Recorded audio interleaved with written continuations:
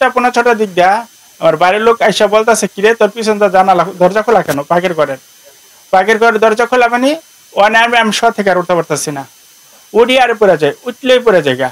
পরে যে আইসা দেখি আমার ঘরের ভিতরে 2,75,000 টাকা ছিল, 3 ভরি গোল্ড, 14 ভরি রূপা ছিল এবং আরো টাকা পয়সা ছিল, কিছুই নেই।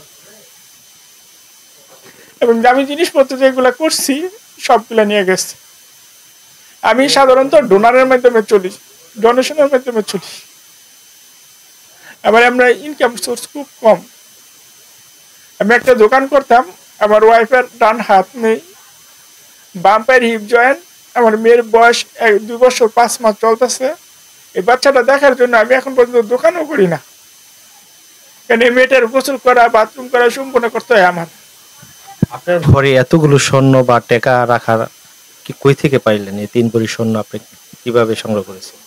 আমার বউ গার্মেন্টসে চাকরি করতো, তখন সে এই গোলটা তৈরি করছে। এবং আমার ভাই একটা সিঙ্গাপুরে থাকে, ওই ভাই আমার বউরে কানের দুল দিছে, গলার চেন দিছে, মেয়ের গলার চেন দিছে, বউয়ের কানে দুল দিছে। আর আমি 4 আনি স্বর্ণ দিয়ে আমার মেয়ের একটা দুল বানাই দিছি কানের। আর ওই আগের স্বর্ণ ওর বাপের বাড়ি থেকে নিয়ে এসেছি। আপনি কি কারো সন্দেহ করেন যে কার মাধ্যমে আমার হয়েছে? কোনো সন্দেহ নাই, কারণ আমার ঘরের ভিতরে কেউ ঢুকে নাই। কারণ আমার ওয়াইফ যখন চলে যায় তখন আমি ঘরের দরজা জানালা সব বন্ধ করে রাখি। কিন্তু আমার পাকের ঘরে দরজা ভাঙ্গা খুললা তারপরে চুরিটা করছে কালকে রাত্রে।